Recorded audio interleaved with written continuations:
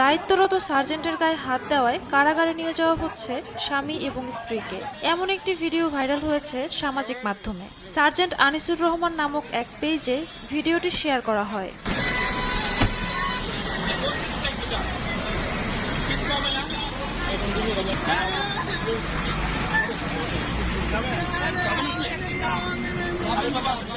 ভিডিওতে দেখা গেছে ট্রাফিক আইন অমান্য করায় দায়িত্বরত এক সার্জেন্টের সাথে বাকবিতণ্ডায় লিপ্ত হন স্বামী স্ত্রী। এ সময় ওই সার্জেন্টের গায়ে হাত তুলেন স্বামী।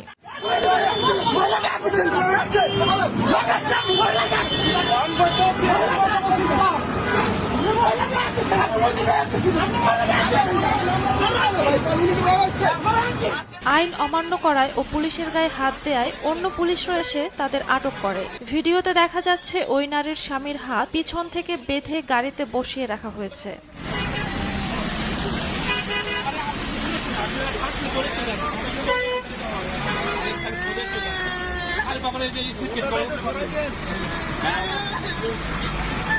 এ সময় তার সাথে থাকা তার স্ত্রীকে থানায় যেতে বলছে পুলিশ।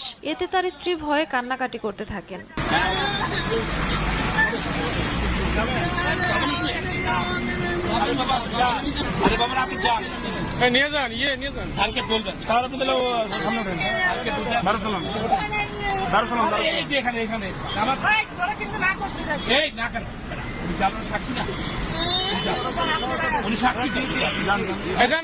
তবে ঘটনাটি কোথায় ঘটেছে তা না জানা গেলেও পুলিশকে বলতে শোনা গেছে তাদেরকে দারুস-সালাম থানায় নিয়ে যাওয়া হচ্ছে।